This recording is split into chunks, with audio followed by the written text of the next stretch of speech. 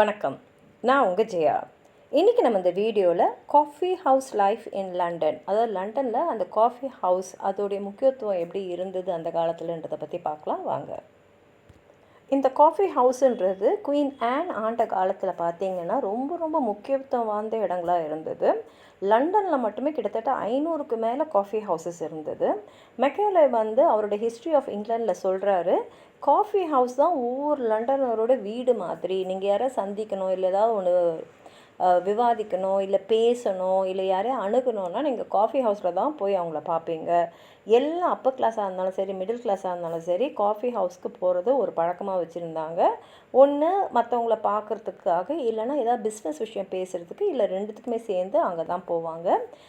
ஒருத்தவங்களும் அவங்கவுங்களுக்கு ஏற்ற மாதிரி காஃபி ஹவுஸ் வச்சுருப்பாங்க. அவங்க எந்த பொலிட்டிக்கல் பார்ட்டியை சேர்ந்தவங்களாக இருந்தாங்கன்னா அவங்களுக்குன்னு ஒரு காஃபி ஹவுஸு. ரிலிஜியனாக பார்த்திங்கன்னா அவங்க ஒரு கேத்தலிக்காவோ ப்ராட்டஸ்டண்ட்டாவோ இருந்தாங்கன்னா அவங்கவுங்களுக்குன்னு ஏற்ற ஒரு காஃபி ஹவுஸ். ஜூவாக இருந்தாங்கன்னா அவங்களுக்கு ஒரு காஃபி ஹவுஸு. அதே மாதிரி அவங்கவுங்களோட தொழிலுக்கு ஏற்ற மாதிரியும் காஃபி ஹவுஸஸ் இருந்தது. அதுக்கு தான் அவங்களாம் போவாங்க. இப்போ டோரிஸ்ன்னு பார்த்திங்கன்னா அவங்க கொக்கோ ட்ரீ சாக்லேட் ஹவுஸ்க்கு போவாங்க. விக்ஸ் சென்ட் ஜேம்ஸ் காஃபி ஹவுஸ்க்கு போவாங்க. முக்கியமாக இந்த காஃபி ஹவுஸில் பார்த்திங்கன்னா எல்லாமே பாலிடிக்ஸ் பற்றி தான் முக்கியமாக பேசுவாங்க. படித்தவங்கலாம் போகிறதுக்குன்னு இருந்த ஒரு, அதாவது எழுத்தாளர்கள்லாம் போகிறதுக்கான ஒரு காஃபி ஹவுஸ் இருந்தது. அது வில்ஸ் காஃபி ஹவுஸு. இது கோவிட் கார்டன், அப்புறம் போ ஸ்ட்ரீட், இதுக்கு நடுவில் இருக்கும். 1685 பார்த்திங்கன்னா இங்கே அடிக்கடி போகக்கூடிய ஒரு முக்கியமான எழுத்தாளர், பிரபலமானவர்னு பார்த்திங்கன்னா ஜான் ட்ரைடன். அவர் பக்கத்தில் உட்காரதே எல்லாருக்கும் ரொம்ப பெருமையான ஒரு விஷயமா இருக்கும். அதுலேயும் அவருக்குன்னு அங்கே ஒரு சிறப்பு இருந்தது, மரியாதை இருந்தது. வின்டர் டைமில் பார்த்திங்கன்னா அவருடைய சீட்டு அந்த காஃபி ஹவுஸ்லேயே கொஞ்சம் வார்மாக இருக்கக்கூடிய இடத்துல தான் இருக்கும். அதாவது எங்கே அந்த நெருப்பு ஏற்றுவாங்க இல்லையா, அந்த ரூமில் இருக்கிற அந்த குளிர் தெரியாமல் இருக்கிறதுக்கு அதுக்கு பக்கத்தில் அவரோட டேபிள் இருக்கும். அதே சமயத்தில் சம்மர் டைமில் பார்த்திங்கன்னா பால்கனியில் அவருடைய சேர் இருக்கும். அந்த அளவுக்கு அவருக்கு முக்கியத்துவம் இருந்தது. எல்லா காஃபி ஹவுஸ்லாம் பார்த்திங்கன்னா ஸ்மோக்கிங் எல்லாருமே செய்வாங்க. அதுவும் முக்கியமாக வில்ஸில் எல்லாருமே. இதுக்கு ஒரு எதிரியான ஒரு காஃபி ஹவுஸ்ன்னு சொல்லணும்னா பட்டன்ஸ் காஃபி ஹவுஸை சொல்லலாம். அது கோவிட் கார்டன் பக்கத்தில் இருந்த ரசல் ஸ்ட்ரீட்டில் இருந்தது. இது ஏன் பட்டன்ஸ் காஃபி ஹவுஸ்னால், இதை ஆரம்பித்தவர் மிஸ்டர் பட்டன். இவர் ஜோசப் அடிசன் கிட்ட தான் வேலை செஞ்சுட்டு இருந்தார். இங்கே அடிக்கடி வரக்கூடியவங்கன்னு யாருன்னு பார்த்தீங்கன்னா ட்ரைடன், அடிசன், ரிச்சர்ட் ஸ்டீல், அதுக்கப்புறம் அலெக்சாண்டர் போப்பு. அப்புறம் கிரேஷியன் காஃபி ஹவுஸ்ன்றது ஒன்று எஸ்எக்ஸ் ஸ்ட்ரீட்டில் இருந்தது. இங்கேயும் படித்தவங்க, அப்புறம் கிரிட்டிக்ஸு, இவங்கெல்லாம் வந்துட்டு போவாங்க. மருத்துவர்களுக்குன்னு ஒரு காஃபி ஹவுஸ் இருந்தது. அதில் முக்கியமாக அடிக்கடி வரக்கூடிய முக்கிய டாக்டர்னு பார்த்தீங்கன்னா டாக்டர் ஜான் ராட்க்ளிஃப். அவர் தான் அந்த ரெஸ்டரேஷன் பீரியடில் ரொம்ப பிரபலமான ஒரு டாக்டர். அவர் வரக்கூடிய காஃபி ஹவுஸோட பேர் கேரவேஸ். அவர் வரக்கூடிய நேரத்தில் பார்த்தீங்கன்னா அவரை பார்க்கணுன்னு நினைக்கிற பேஷண்ட்ஸு, அவரை பார்க்கணுன்னு நினைக்கிற மற்ற டாக்டர்ஸ்லாம் அவர்கிட்ட அறிவுரைலாம் வாங்கின்னு போவாங்க. அப்புறம் சேஞ்ச் ஆலிகான் ஹில்ல இந்த காஃபி ஹவுஸ் ஆரம்பித்தவர் தாமஸ் கேர்வே. இவர் டீ, காஃபி, டொபாக்கோலாம் ஒரு லீடரு. இங்கேயும் பார்த்திங்கன்னா நிறைய பிஸ்னஸ் மேக்னெட்ஸ்லாம் அவங்களோட பிஸ்னஸ் ட்ரான்சாக்ஷன்ஸ்லாம் செய்வாங்க. கிளர்ஜி பீப்புளெலாம் வரக்கூடிய காஃபி ஹவுஸ் ட்ரபீஸா.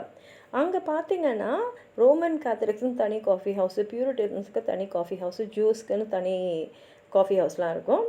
ப்ராட்டஸ்டன்ட்ஸ்லாம் என்ன சொல்லுவாங்கன்னா, இந்த கேத்தலிக்ஸ்லாம் ஏன் காஃபி ஹவுஸ் வராங்கன்னா கவர்மெண்ட்டுக்கு எதிராக சதி பண்ணுறதுக்கு தான், அதை பற்றி விவாதிக்கிறதுக்கு தான் வராங்க அப்படின்றது. இன்னொன்று முக்கியமானது என்னென்னா, இந்த பியூரிட்டன் காஃபி ஹவுஸில் யாருமே ஸ்வேர் பண்ணக்கூடாது, அது அங்கே பேண்டாக இருந்தது. ஜூஸ் அவங்களோட காஃபி ஹவுஸில் மீட் பண்ணி எங்கே நம்ம பணத்தை போட்டால் நிறைய பணத்தை நம்ம மீட் எடுக்கலாம் அப்படின்றத பற்றியெல்லாம் விவாதிக்கிறதுக்குன்னு அவங்க ஒரு காஃபி ஹவுஸ் போயிட்டுருப்பாங்க. இப்படி பார்த்திங்கன்னா காஃபி ஹவுஸ் அந்த சமுதாயத்தில் ஒரு முக்கியமான பங்கு வச்சுன்னே சொல்லலாம். ஏன்னா அந்த காலத்துலலாம் பார்த்திங்கன்னா பப்ளிக் மீட்டிங்கு, நியூஸ் பேப்பரெல்லாம் கிடையாது. அதனால் ஒருத்தர் மக்கள் ஒருத்தரை பார்க்குறது, அவங்களுடைய கருத்துக்களை பரிமாறிக்கிறதுக்குன்னு ஒரு இடம் இருந்ததுன்னா அது காஃபி ஹவுஸ் தான். இந்த காஃபி ஹவுஸை கிரேடல் ஆஃப் பிரிட்டிஷ் டெமோக்ரஸின்னே சொல்லலாம். ஏன்னா அங்கே தான் பார்த்திங்கன்னா எல்லா வகையான மக்களும் அவங்களோட ரேங்க் என்னவாக இருந்தாலும் சரி அங்கே வரலாம், ஒருத்தர் பழகலாம், எந்த வித தயக்கமும் இல்லாமல் அங்கே நுழையக்கூடிய அளவில் தான் இருந்தது. அதே மாதிரி காஃபி ஹவுஸில் பார்த்தீங்கன்னா எதை பற்றி ஒன்றா டிஸ்கஸ் பண்ணுவாங்க. மெயினாக டிஸ்கஸ் பண்ணது பாலிடிக்ஸ் அண்ட் ரிலிஜன் தான். டான்பி வந்து அட்மினிஸ்ட்ரேஷனில் இருந்தபோது இந்த காஃபி ஹவுசஸ்லாம் மூடிடலாமா, ஏன்னா வந்து நிறைய கவர்மெண்ட்டுக்கு எதிரான சதி திட்டங்கள்லாம் அங்கே நடக்குது அப்படின்னு இருக்கும்போது அதுக்கு பயங்கரமான எதிர்ப்பு வந்ததுனால இந்த காஃபி ஹவுசஸை மூட முடியாதுன்ற சூழ்நிலை இருந்தது. ஆனால் ஒரு கிட்டத்தட்ட இந்த ஃப்ரெஞ்ச் ரெவல்யூஷன் காலத்தில் பார்த்திங்கன்னா கவர்மெண்ட்டுக்கு எதிராக நிறைய போராட்டங்கள்லாம் அங்கே வந்து திட்டமிடுது அப்படின்னு தெரிஞ்சதுனால வேறு வழி இல்லாமல் காஃபி ஹவுசஸ்லாம் வந்து அப்போ மூடப்பட்டது. ஆனால் கொஞ்சம் வருஷம் கழித்து, அதாவது நெப்போலியனிக் வார்ஸ் எல்லாம் முடிஞ்சிட்ட அப்புறம் இந்த அரசியல் சூழ்நிலைலாம் மாறினதுனால திரும்பி காஃபி ஹவுசஸ்லாம் வந்து லண்டனில் வந்து தோன்ற ஆரம்பிச்சிடுச்சு. இந்த காஃபி ஹவுசஸை பற்றி நீங்களும் எதாவது சொல்லணும்னு நினச்சிங்கன்னா கீழே இருக்கிற கமெண்ட் பாக்ஸில் எழுதுங்க. இந்த வீடியோவை ஹைப் பண்ணுங்கள், அப்போ தான் நிறைய பேர் இந்த வீடியோவை பார்ப்பாங்க. இந்த வீடியோவை லைக் பண்ணுங்கள், உங்கள் ஃப்ரெண்ட்ஸோடு ஷேர் பண்ணுங்கள். சப்ஸ்கிரைப் பண்ணாதவங்களாம் ப்ளீஸ் சப்ஸ்கிரைப் பண்ணி சப்போர்ட் பண்ணுங்கள். நன்றி.